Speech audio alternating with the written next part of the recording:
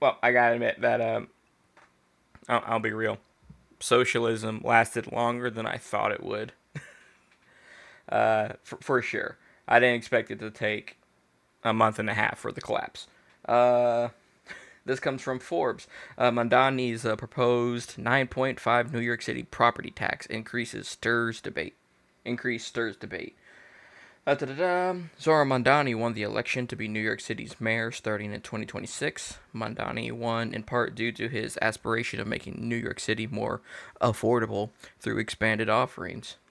While beneficial, these new expenditures are costly, and many aspects of operating the city have become increasingly expensive. In rolling out his budget, Mondani proposed a record high of $127 billion for expenditures, according to the New York Post. What potentially caught even more headlines was that he would pay for these higher expenditures in part by increasing property taxes by 9.5%. While the effects of increasing income taxes have been discussed in depth with Mondani's rise in an election, a lot less is known about what the expected and unexpected consequences might be for raising property taxes. Increasing consequences. Okay, so let's just get this out of the way. I'm gonna give us a little backstory of a backstory. Back information. Mondani, he ran and he identifies as a quote democratic socialist, which in my opinion is a contradiction. Well, an oxymoron. And he's part of the DSA since 2017. Now, I think a quote democratic socialist is an oxymoron because okay, well let's put this. So I understand when it comes to like socialism, it's like who controls the means of production, and socialism believes that like oh the means of production is owned by the people and is governed by the people. So in my mind, if you put democratic in front of socialist, it's like a roundabout way of saying communism to me. Like yes, Hmm. it's run by the people, but you have a government that tells the people what what the programs and the means of production go to. So you found a roundabout way of fooling people into communism. Let's get that out of the Hmm. way. That's what to me. That's what that is. Democratic socialism is an oxymoron. It's just communism. Let's see. And he ran on policies such as fare free buses, universal child care, rent freezes, city owned grocery stores, and of course, naturally, a higher minimum wage. And while it should be noted that these are obviously good talking points, these are like a dumb public wants to hear those things because on the surface it's like oh great free stuff, I love free stuff. To be fair, I love free stuff as well, but nothing's free, everything has a cost, and that's the problem with like people who don't understand communism and socialism. They think just because the Hmm. government gives it to me, it is free. It's not free. It came from somewhere, and it came from someone, and it probably came from your tax dollars. Like fare free buses. Well, who's still gonna pay the bus drivers? Who's gonna pay to maintain the buses? Pay for the gas it takes to to for the buses to operate. That clearly is still gonna get paid by somebody, and at the end of the day, it's still you. Well, you as in the people in New York City through your taxes. So anyone who didn't see these tax increases coming is, I'm not trying to be mean, but they're aloof, obtuse. Like Hmm. it has to come from somewhere, and the easiest place for governors to increase their budget and how much money they intake is increase taxes. It's the easiest form of it. Same thing with universal child care, which like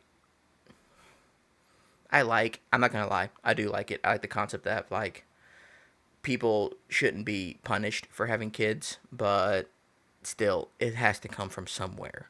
So now everyone is paying for your kid, and let's be honest, New York City is run by it's mostly Democrats. For my Hmm. opinion, they don't like kids, so they're paying for kids they don't even like. So we'll get that out of the way. Higher minimum wage. just because you make the minimum wage higher doesn't mean that everything's going to go up. So either companies are going to cut costs, not cut costs, they're going to cut employees, or they're going to stop hiring employees, and usually increase the price of their products because now they have to fulfill the higher minimum wage. So those are just his policies he's run on. We can get into those a bit more, but so I looked it up. At first, I was like, okay, so when I was first reading the tweet or the X post, whatever, it said raising property taxes. I didn't read by. I read to 9.5%, and I was like, okay, 9.5%. Maybe it's like 8 or like 7. Maybe that might be the property tax. Then I looked it up. No, he's raising the taxes by 9.5%. So for retrospective, properties are divided into classes in New York City. Class 1, which is mainly your 1 to 3 family homes. The property tax right now is 9.8%. So he's going to increase that because it's across the board. It's like across the board 9.5%. So now property taxes just went from 9.8% to 28.3% for 1 to 3 family homes. Class 2, which is like your apartments, your condos, and co-ops, those are at 12.4%, and now they're about to go to 21.9%. Class 3 are utility properties. Those are 11. Those are now going up to 19.6%. And then the last one, Class 4, commercial, that is 10%, 10.8%. Now it's going to be 20.3%. So basically your taxes just went up 10%. And it's been a month. It's been a month since it and it's like, I have to imagine that he didn't walk into his office thinking that this was everything he said was just going to move on smoothly. I have to imagine he knew this was going to happen from the beginning. Now, granted, good on him for postponing it for like a month and a half, but nothing's free. That's the hard part of getting to people because people don't want to hear like, oh, there's a cost to everything. There's a cost of production to everything. There's a reason why your prices are this way, and they just want free. Which when you're living in an economy where I think it was like each person in a 2-family household in order to buy a house needs to make like 80 something grand a year. Accepting free stuff is nice, but it's never that easy. Yeah. And so like I have a piece of paper here. So like why would they raise taxes? Well, obviously it's to cover current spending levels that don't meet, like their budget doesn't meet what they want to spend it on.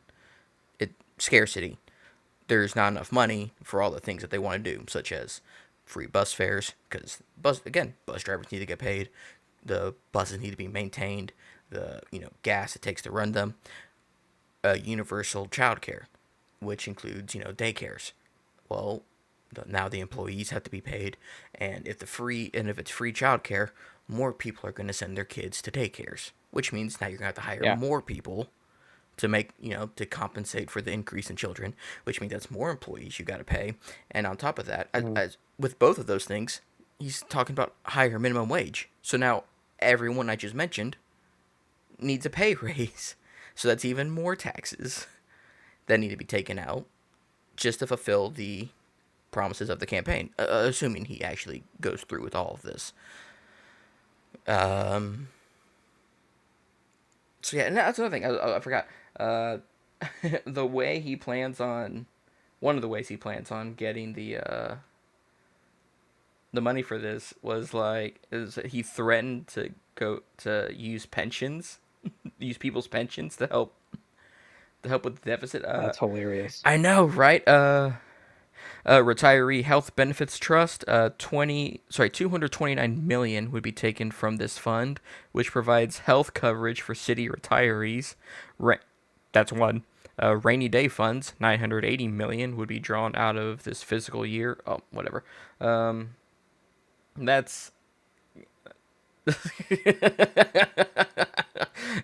y'all voted for this. I can't help you, but Low key, low key, that's actually so based down with the boomer gentrocracy. Okay, enough boomer luxury communism, consumerism, whatever you want to call it. mm-hmm. We want to have a country in 15 years.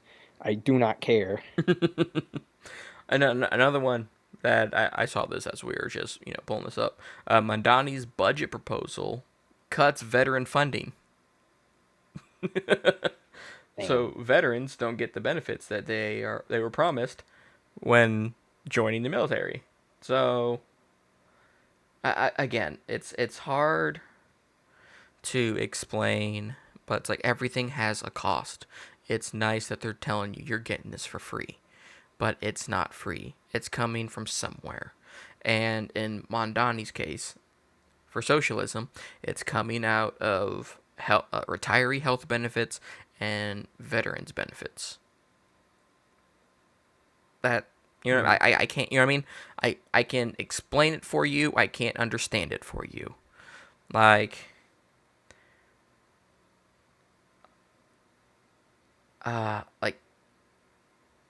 like socialism is just, in my mind, it's just one step away from communism, and that's just time. Because yes, the means of production is owned by the people. Well, eventually, not everyone's gonna be like, man, I really need to go to this meeting every day to meet with everybody to make Mhm. decisions. They're eventually gonna be like, I vote you as the governor, or I vote you as this, that, and the other, and we devolve into communism, which is what it is. Now you have a government that's in control of the means of productions. They say it's by the people because, like, oh, we're the people. They voted for us. Well, it's just communism, and time again, communism has shown that it don't work.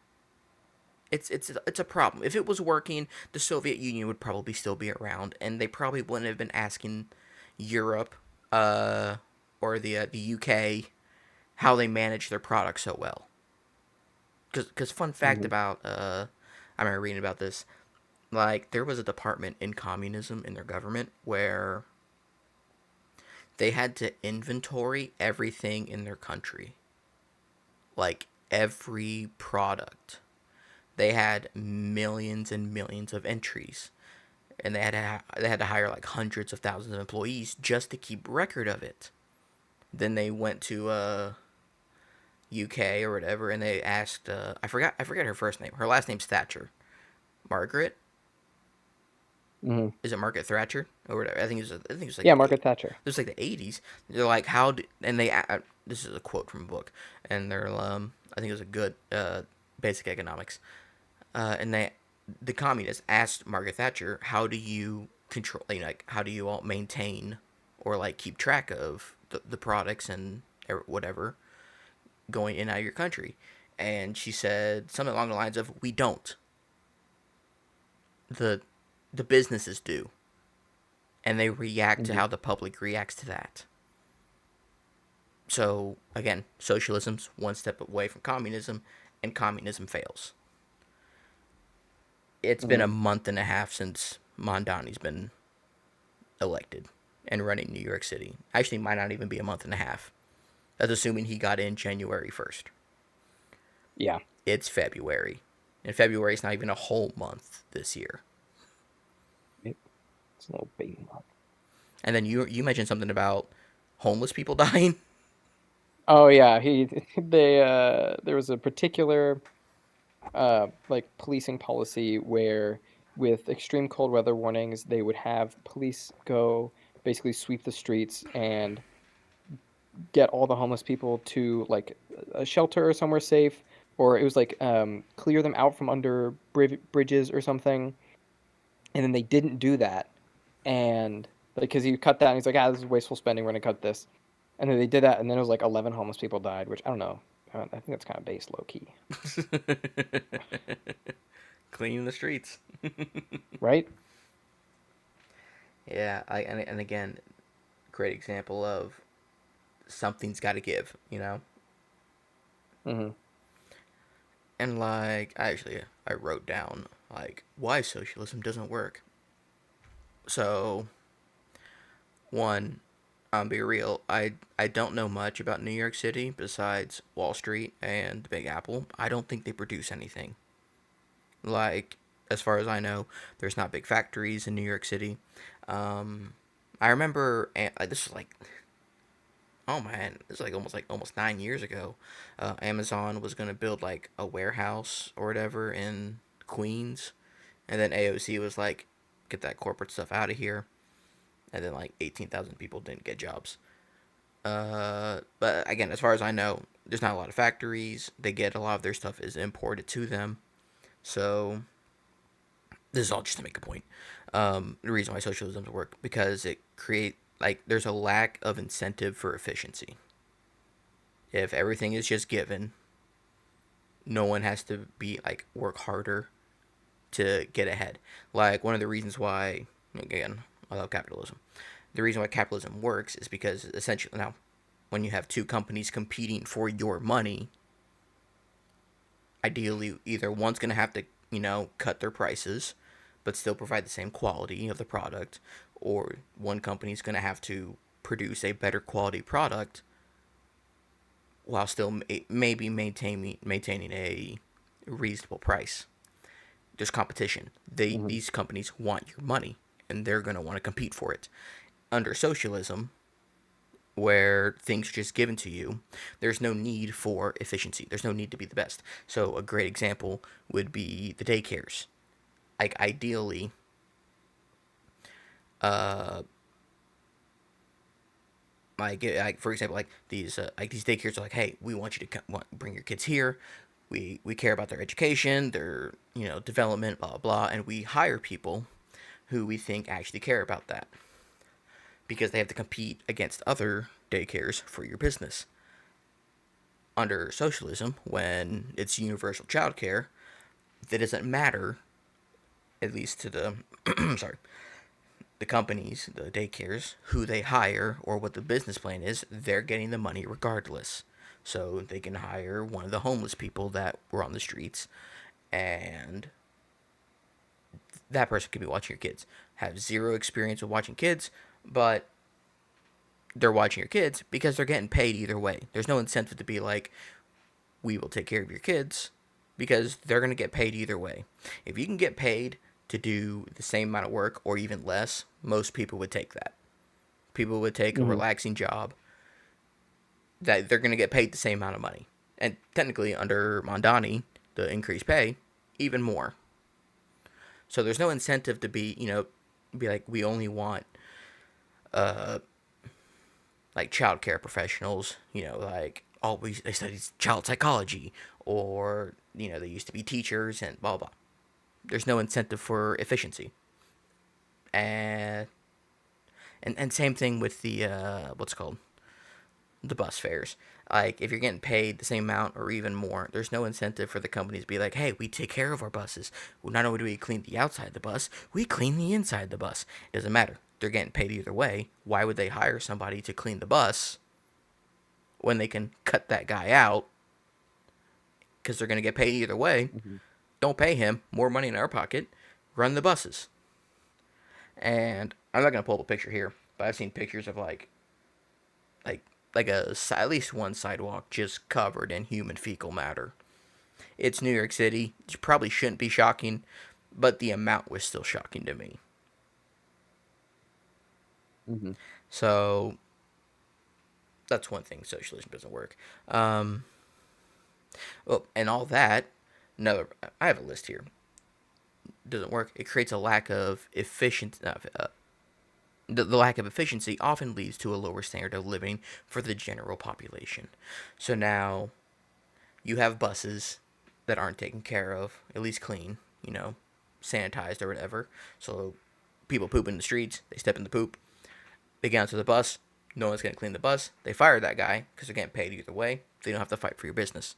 You got a dirty bus, lower standard of living. You drop your kids off at daycare. Both parents need to work to maintain a one bedroom apartment in New York City. Drop your kids off at daycare. Hmm. In their minds, they're like, oh, it's someone who takes care of my kid. In actuality, it's someone who locks him in a room with Cocomelon and Baby Shark for 14 hours till you get back. Lower standard of Hmm. living. And I imagine it would be the same way with the city-owned grocery stores, because the food just doesn't come in. Someone's got to pay for the food. It's your tax dollars, and they're not going to be like a great example. Because I used to work in retail, is like retail workers, not retail workers, but I mean retail workers, but like when they bring in the fruits, the vegetables, the things they see, they're instructed to throw away the stuff that looks bad, because one, rotten or rotting food will usually infect the ones around it. There's Hmm. one. And B, if it doesn't look appealing, most people won't buy it. But with government owned grocery stores, meaning taxpayers are paying for the food already, there's no incentive to be like, oh, this is the good stuff. In fact, there's more of incentive to just keep the rotting food to give to you. That way, it lines the pockets more for the store owners. There's no incentive. There's no incentive to fight for your business, because you're gonna come there anyway for the food. So, and this isn't new. I'm not bringing up new information. These aren't theories. These are things that actually happened under systems of socialism and communism. This is nothing new. Hmm. Like, there are stories of like people, like they have to eat the rotten onion, because it's all because one onion's rot, infecting the other onions, because it's how onions work. But there's no like sorting. There's no like, oh, is this the good, this bad? Doesn't matter. They just bring it all in. There's no point in hiring somebody or hiring extra people to go through it to make sure it's sanitary or it's good or it looks appealing to you. No point in hiring them. You're gonna come there for your food, and they're getting paid either way. Might as well cut more employees out. Just throw whatever is in there in front of the people. Lower standard of Hmm. living, and that's just in general. Um, and okay, so I have another point here. I'm making this point, but it does kind of seem like I've seen somewhere that, uh, like some Democrats are kind of like showing away from Mondani because of the tax increase. So take this part with a grain of salt. I wrote down like, because socialist leaders do not face the immediate feedback of their financial what's called policies. They usually continue to make the same mistakes indefinitely. So, like, Mondani says the bus fares are free. By the time it becomes an actual problem, either A, he might have already been reelected, or B, he's probably not getting elected again, so he doesn't care. So, and the mistakes will just continue, because, again, with communism and socialism, it takes time from the means of production to actually get to the leaders. Under capitalism, that's not a thing. In capitalism, if the company realizes something's not working, they fix it right then and there. They don't have to go to the president to ask for permission to change it, which that alone takes time. Again, nothing new. This happens before. This happens all the time under places with, communism, socialism. But he's going to keep making policy changes that will affect the people of New York City. It's not going to affect him, so he's just going to keep making the same mistakes over and over again. Well, we say mistakes. New York City voted for this. Let's get that out of the way. But he's going to keep doing it. So, in my mind, this is all probably going to get worse. Because one, he already said he's going to increase the taxes, the property taxes, by 9.5%. We just read a little bit ago. He's going to dip into pension reserves and the veterans benefits. So it's just going to get worse. And so there's that. And Hmm. my final point, which kind of wraps it. Oh, sorry. Which kind of wraps everything together, is that socialism does not eliminate scarcity. People's wants will always exceed what is available. That's scarcity.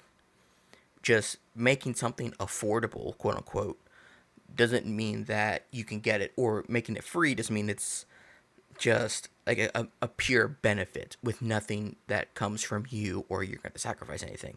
Uh, Again, like making something affordable just means that they're going to refuse to pay the full cost of production. You, the Yeah. taxpayer, are going to cover the rest of it, but you theoretically won't notice. But I think most people would realize a 9.5% increase, but most likely most people don't care because when they get their checks, they're not really going to look at it. They just see that, oh, I have some, less money today, like this paycheck. Maybe I didn't clock in. You know what I mean? They're not going to notice that until eventually it just builds up over and over and over again until you've gotten to places where, well, now the taxes you pay have gone to 30 and 40%, which is, this happens in socialist countries that, well, we say works is a strong word for socialist countries,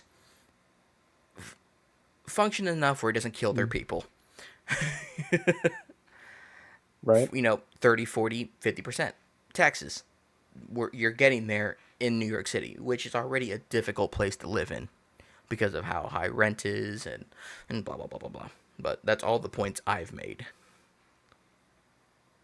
Yeah. I mean, I'm on board. And You like, kind of did a pretty comprehensive thing there, so I'm kind of left with not much to say.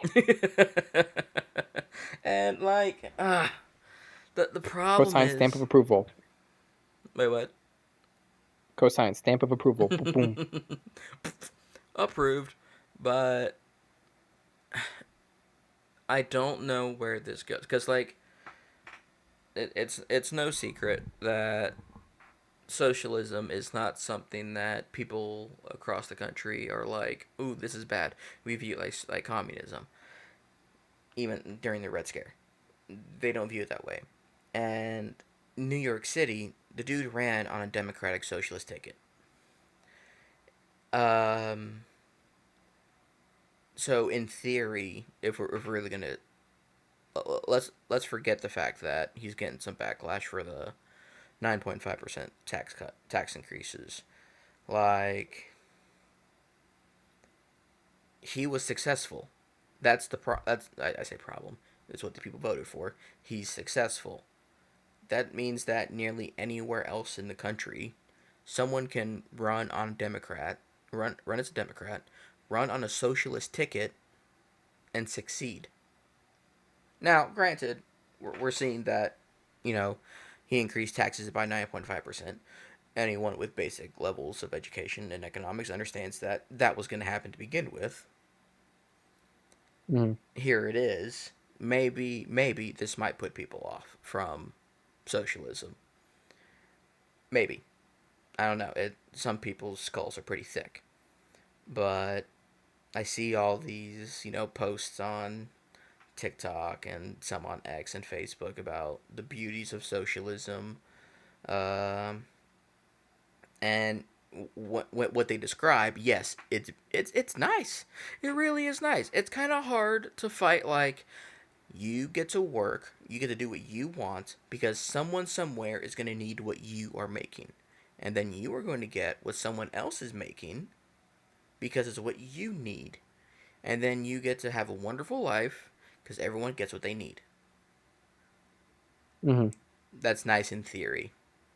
It's great for La La Land, but I have to go to work at 6 in the morning every morning because people don't know how to throw chemicals away properly. And there's people are always going to want more than what you know always going to want more than there is. Again, it's scarcity. There's scarcity everywhere because people have an unhealthy amount of want. And to an extent, you can blame consumerism for this. Billboards, ads everywhere telling you what you need to buy this, you need to get this, and I've like earlier today there's this company that makes like poker chips and like poker sets, and it's like a John Wick poker set, and I'm like, that's cool, I really want it, but A, I don't play poker. B, I don't have $350 to throw at something that I don't play, you know but I want it. I do. It's nice. It looks nice. I'd like to feel the continental coins in my hands. I like rubbing poker chips together. Like, And a John Wick themed poker set just sounds cool. But it's not free, it costs money.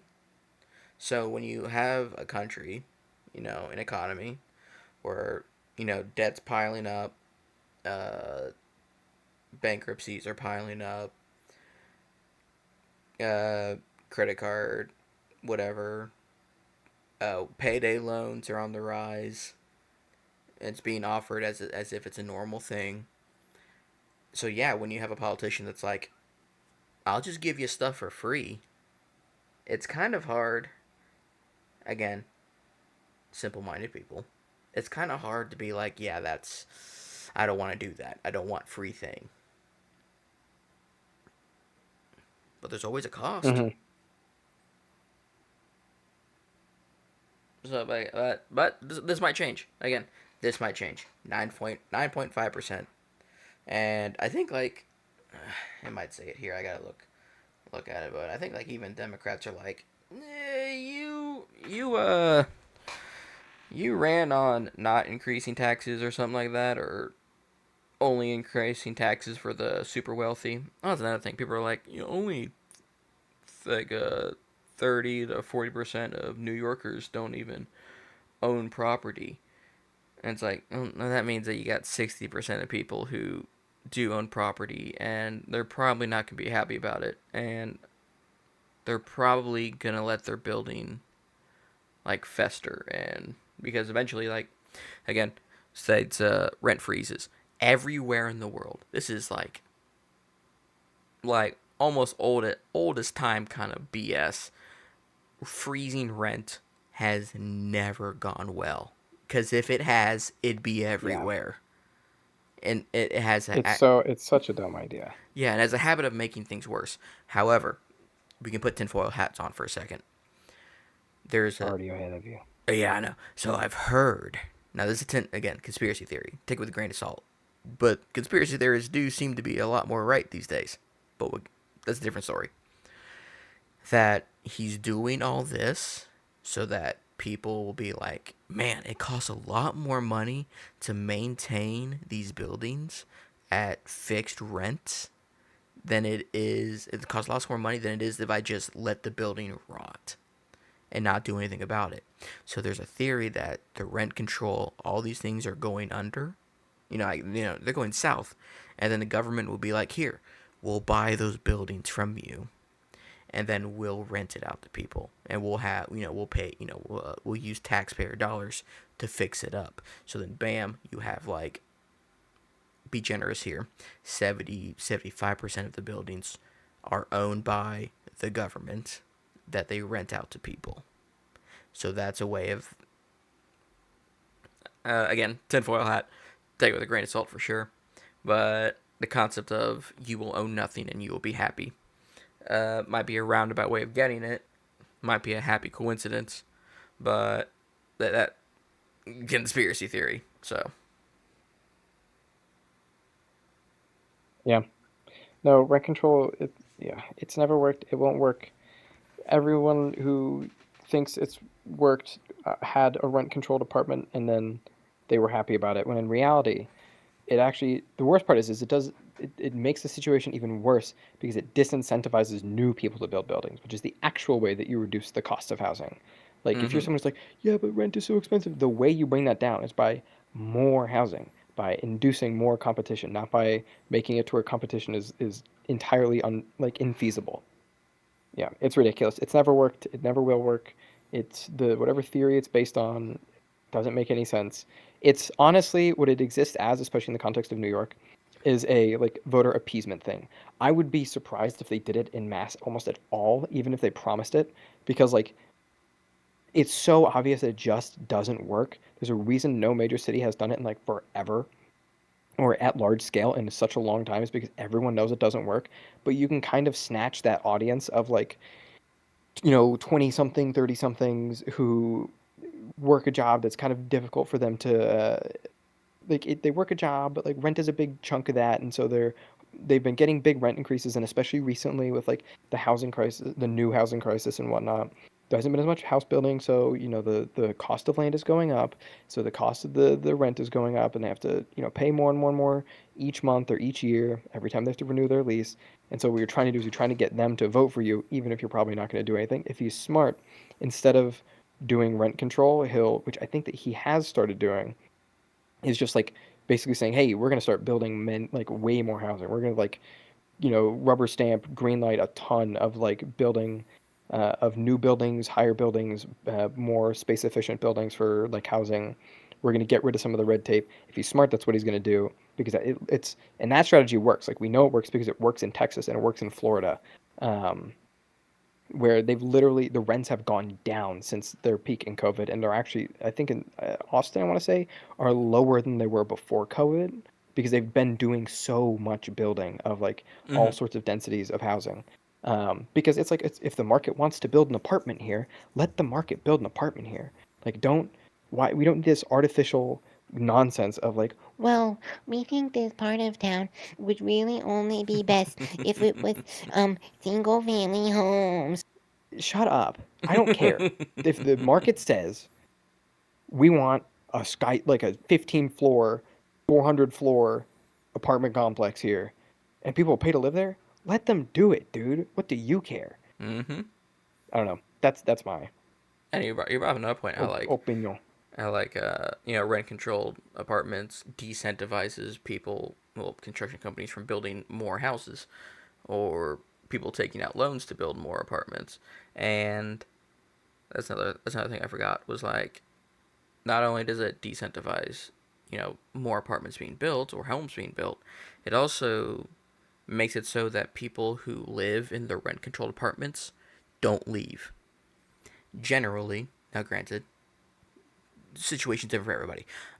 People in their 20s and 30s, they have a apartment that they live in, and somewhere between their 30s and their 40s, they might buy a home because they're having kids, and they move out of the apartment.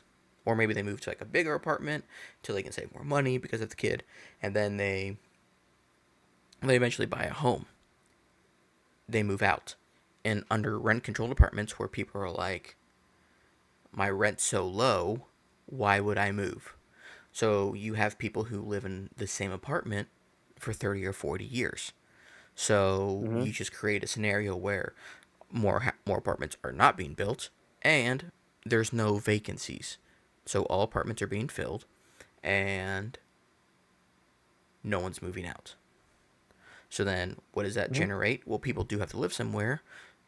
Then you essentially have a black market for apartments. Be like, hey, I'll rent this to you, but you got to pay me. Obviously, you can live Yeah, here. You you got get to pay subletting me some markets. extra money. You know what I mean? So now you have a black market for apartments because there's no scarcity is real. Not only that is the scarcity for apartments is real. Apartments and homes is real, but now there's nothing to make the scarcity less. There's no like, okay, well, we have a lot more people here. A lot of people aren't moving out. We should probably build some apartments that way people can live in our city. Yeah, people won't move out. Yeah. So now there's even less people who live in homes. People are going to be in their 40s and 50s living with their parents. This isn't new. If I remember correctly, I could be wrong. Like San Francisco did rent control in the 1930s, and they stopped it like 10 years later because rent was going up, created black markets, and what's called standards of living went down. Everything we Mm-hmm. just complained about for the past 20 minutes. So, to make it sensational, this is going to be a turning point. Well, this is a fork in the road. He just, after a month, in some cases, the amount of taxes being paid has just gone up 50%. In some places, it's doubled. Class 1, class 4.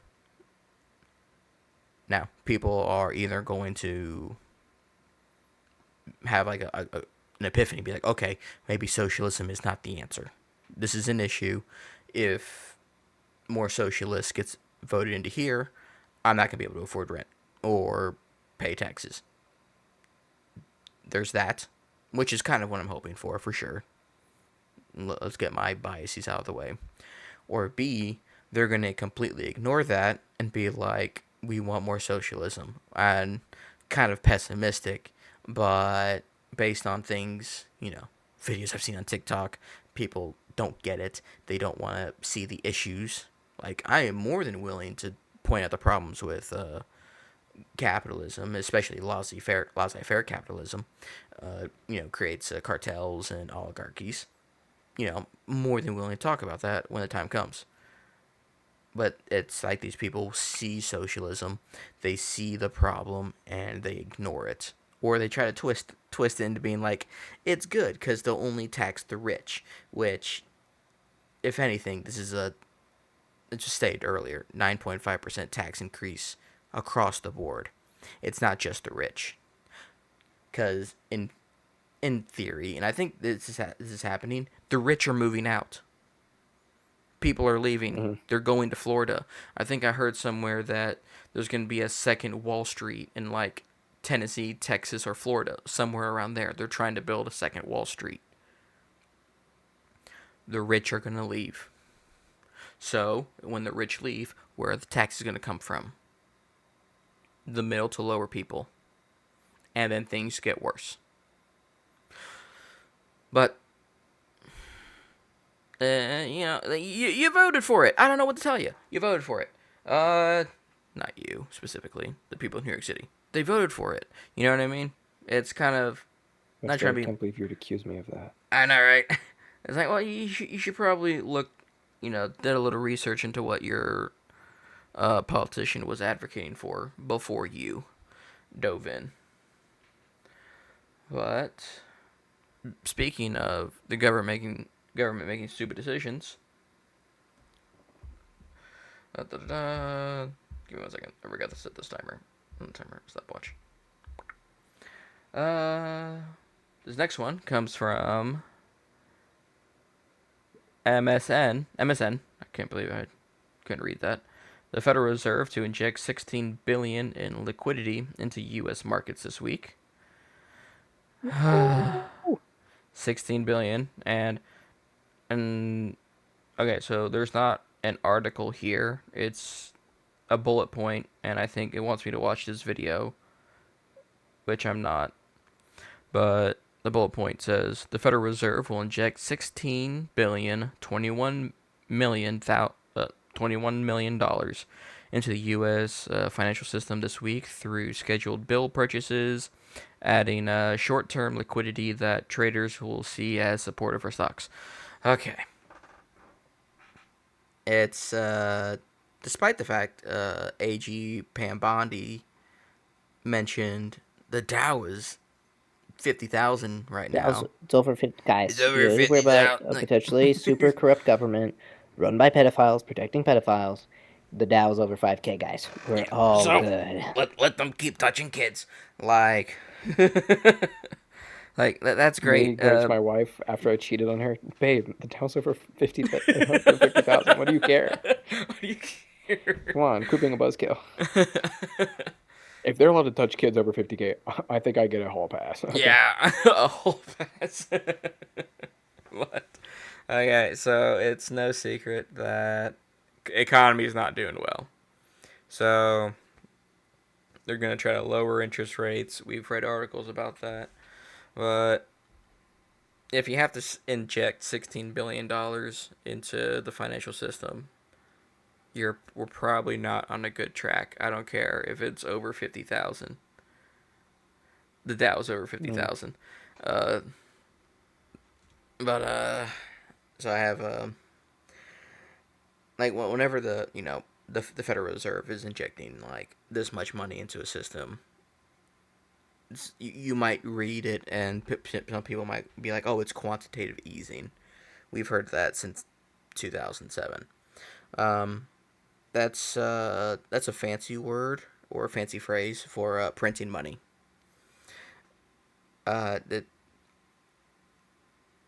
It's just creating money out of thin air. So when we talk about things like inflation, the value of your dollar is going down, it kind of resorts back to scarcity. We have a section of government which can basically determine, well, let's turn the printing presses on. And oh wait, time out. Didn't Trump say something like last year about a stimulus check? I think so. I don't know. I have not believed a single stimulus check thing from anyone since the first round because that's basically all we got. I believed the first round and then the second round. Everything after that was kind of, we didn't get it. I remember we got the second round because I remember like the first round was $2,000. That was from Trump, and then, We got the Biden bump. well, kind of what happened was Trump was like, we're gonna send out another 16,000 to each person, and it's in two batches. We're gonna send you 1,800. Not 1,800. Send you 800, and people got 800. But then Biden was like, we will, if you vote for us, we'll send you 1,600. Keep in mind, people already got 800. So then Biden got elected, and then when the checks came out, it was only $800. And I remember there was a big uproar because people were like, you said 1,600. And I think there was a quote, I don't want to quote it, but something along the lines of, yeah, but you already got the 800 from before. So it's, Hmm. so I remember there was two rounds, well, three technically. One was split. So I remember that. But every time I've heard stimulus check after that, it's like you said, it hasn't happened. But I don't know, 16 billion, that might do it. You know what I mean? But again, it doesn't say that's what it's for. Um, but when a crap ton of money is injected into the system, the value of your dollar goes down. Um, it, how do I put this? How do I put this? Again, it boils back down to the scarcity. There's more dollar bills. You don't have to fight over more for more, the value of your dollar bill because there's plenty to go around. That it's what was it? Oh yeah, it's the quantity theory of money. Okay, I have it written down right here. MV equals PT. Increasing the money supply M leads to a rise in the price level P, unless there's a corresponding increase in the volume of goods. So there's more money into the system, but there's not more product, if that makes sense. So because there's no more money, people have more demand because they have this extra money. Let's buy more stuff, but that doesn't Hmm. automatically mean like, okay, cool. We now have more stuff to sell. No, it's the same amount of stuff. So your prices are going to go up because the amount of product hasn't gone up, but the amount of money people are willing to spend on it has gone up. So that's a really roundabout way of being like, when you inject $16 billion into a financial system, prices tend to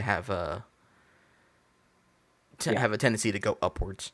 Devaluing your currency, causing prices to rise. And it's like, how do I put this? It's like it's like a shadow tax. I don't know. Like, Yeah. it's a way of increasing prices without your wages going up. Your wages aren't keeping up with inflation for sure, but these companies are increasing their prices, so you are paying more without earning more to get the same amount of stuff. Yeah. It's actually one of And the ways in the past that the you can keep unemployment low, because it means that companies can basically pay you. They're effectively paying you less by paying you the same because there's more money in the system. And I think part of that idea is like it's better to have people in jobs where they're getting paid slightly less than they were before than to have people out of jobs because then they're getting paid zero. So instead of you're trying not to kill all the momentum, you're just trying to like hit the brakes a little bit because you need it to keep rolling, but you can't have it stop. And if you get like huge layoffs or massive amounts of unemployment, then it breaks too hard. Like there's not enough movement to keep the economy going. So if you can introduce more money into the system, the idea is like, oh, hey, let's say you're making 40 grand a year, but then they increase the money supply by 10%. So you're actually should be what to have the same purchasing power you did before. You need to make 44 grand, but you're still only getting paid 40. So then the business can pocket the difference and be like, okay, we can then turn this. Theoretically, the idea is they can turn that into more product or into more whatever. Like you can, the company can stay afloat because it can now go put that extra money towards paying its bills as opposed to you paying your bills. Mm-hmm. And the idea is hopefully some of the bigger costs like your mortgage and a bunch of this other stuff is sticky enough and slow enough. Um, and wages are sticky as well. Like a bunch of the sticky costs in the economy will stay around for a while. Like the cost of groceries on the shelf can change, but they don't change super fast. I mean, well, now with the digital tags, they're gonna all change stupid fast.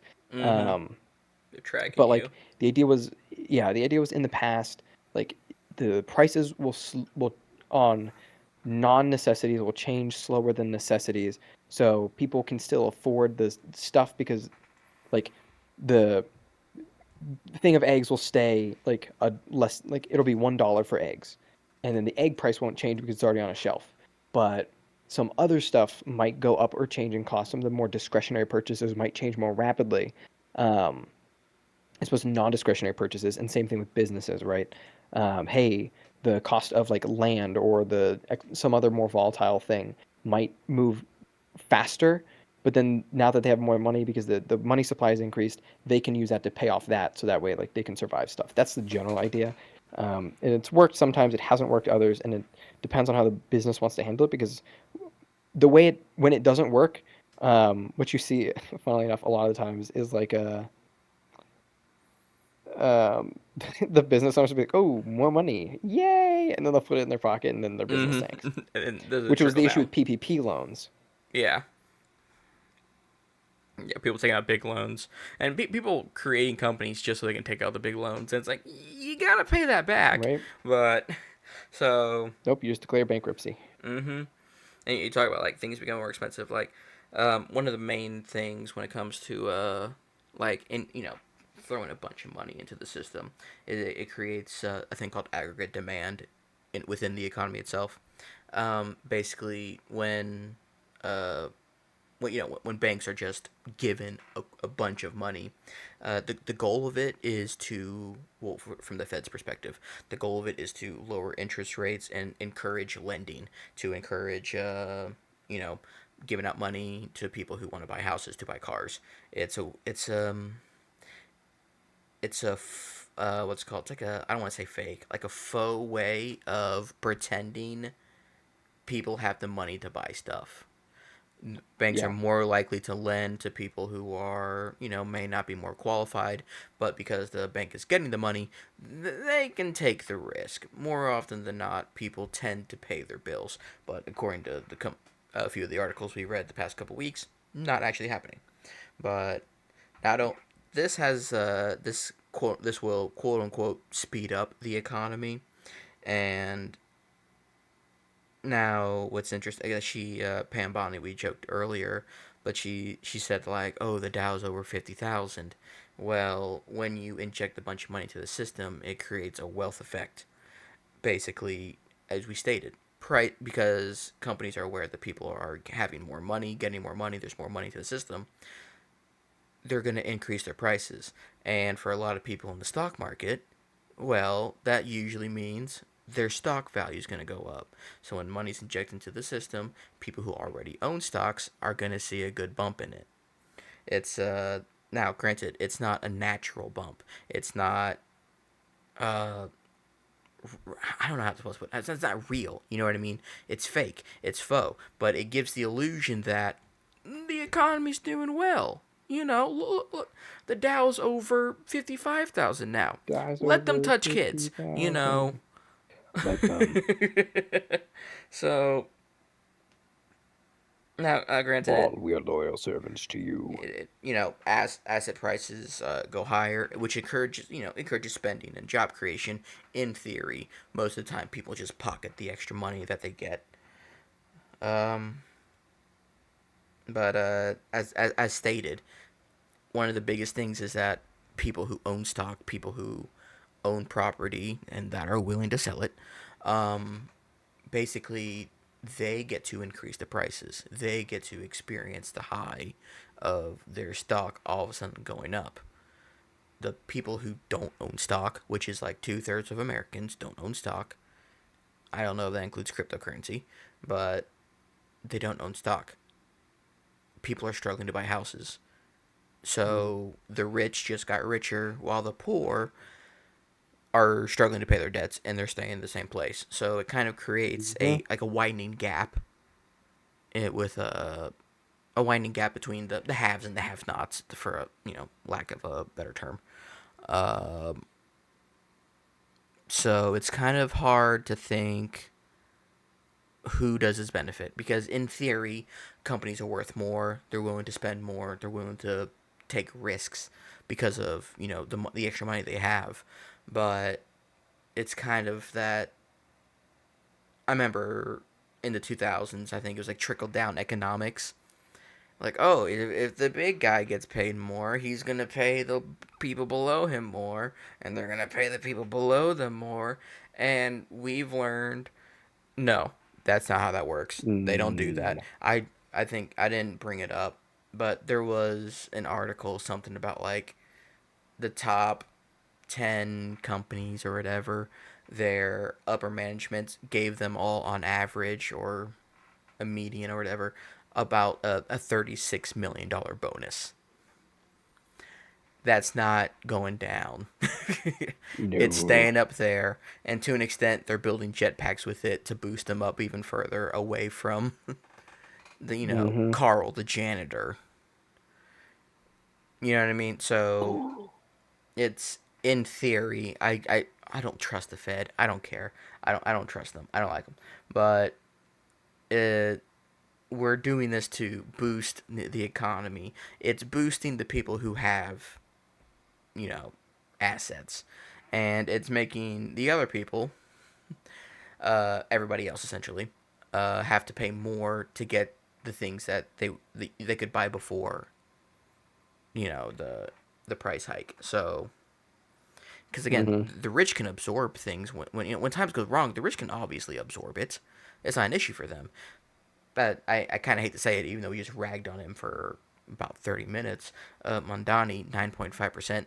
Yes, rich people are moving out, but at least in the meantime, they can absorb that till they find a new place. When it hits the poor people, Mm-hmm. they might not be able to absorb that. And the only way for them to be able to pay that is by selling things they already have. And usually, you're going to sell it to the people who can afford it, which is the rich. Now, well, that's kind of conspiracy theory. Let's, at least the way I just put it, conspiracy theory. But it's true. It's kind of like how we talked about um the unrealized gains. Yeah. You know what I mean? It's the rich people can, like they can, okay, cool. I've got, you know, $100 million in the bank, which rich people don't. It's all in stocks and assets. Let's get that out of the way. For sake of the example, I have $1 million in the bank. Taxes went up 20%. I can subtract, $20 million. I'll go live somewhere else. But for the meantime, I pay that. But if someone owns a property, and let's say, farmer in California, they still grow grapes? I heard they grow grapes in California. That might not have been since the 90s. Let's say he It's has a in let's say California. he grows grapes, $10,000. I know it's a low number for California, but his property's worth $10,000, and he makes just enough money to get by, and maybe a vacation once a year. Well, let's say something happens, like, oh, your property value, we deem it to be $20,000. So now he has to pay twice as much in taxes, even though he hasn't actually gotten that money. So what does he have to do? He has to sell it. Well, he can't sell it to poor people. They don't have the money, and probably not even the need or desire, to own a grape farm. So who are they going to sell it to? They're going to A, give it to the bank. B, sell it to the government if we go conspiracy theory. Or C, they're going to sell it to the rich people. Because the rich people are like, yeah, I can move out, but maybe I can make some profit off of this in the meantime. You know what I mean? So eventually, over time, Mm-hmm. he's going to have to sell more and more and more of his land. And so eventually, he has to live in a rent-controlled apartment. Mm-hmm. So just expect things to go up. If you this is not financial advice. Do your own research. Um, if you intend to buy stocks, expect prices to go up. I'm not telling you what to do with your money, but again, for people who already own stocks, the price is going to go up. They're going to enjoy it. People who want to buy stocks or people who want to buy stocks are going to be like, ugh, that's a higher price tag. People who don't buy stocks are going to be like, why are my onions getting moldy? Ugh. So, but my thing is like, if you bragged, now I know Pam Bondi is not in charge of the Fed, but if you brag about the Dow being 500, $50,000, why are we injecting 16 billion into the system? Right? It's Hmm. like something's about to happen. You know what I mean? I already know. I know we've there's some articles going on about the prospect of war with Iran again. Mm-hmm. That might be it, but we're injecting into the system. It's not like we're like, well, I guess we could say like, yeah, we're injecting it. We're gonna give Sig, millions of dollars to fix their P320s. That way we can buy more without killing our own troops. Right? Uh huh. But yeah, the article saying uh, U.S. is close to full scale war with Iran. I think I have an idea. I'm not sure. I think it has something to do with like you know oil naturally. Um, but who knows? It's war. But that might be what the 16 billion is for. Paying companies to be like, hey, we need to build more ships, build more guns, build more clothing. Maybe things go up, things go down, but you Mm. don't inject $16 billion into your financial system, printing money out of thin air. Okay, For no reason. for no reason, especially if you want to defend pedophiles and say that the Dow is up 50,000. Yeah. Something's going on. This Yeah. is not financial advice. What? Got anything to add? Uh, I mean, maybe the other reason why they might be doing because like the jobs report is kind of insane. If you look into the job growth, it's like, oh, we added, XYZ many jobs. What actually happened was like elderly care basically is like 110% of all new jobs. Like Like healthcare, almost yeah. every single job added to the economy is in specifically the home and elderly care sector. Like, Mm-hmm. and most of those jobs are like derivatives of government jobs. So a firm that works with the government to provide a particular kind of care. Like everything else is down, and so it's like I don't know. It feels like the reason they're injecting is because hey, actually the economy's been rough for a little bit, and we're just gonna do it, and hope no one notices. I keep hearing things of To try to like correct for. I keep hearing things like they have to keep going back and changing the numbers of the growth of the job reports. Yeah, they Like went it's well. it's Yeah, going lower and lower and lower every time. I'm not great. where it's like, oh, so it was really bad. Hmm. Mm.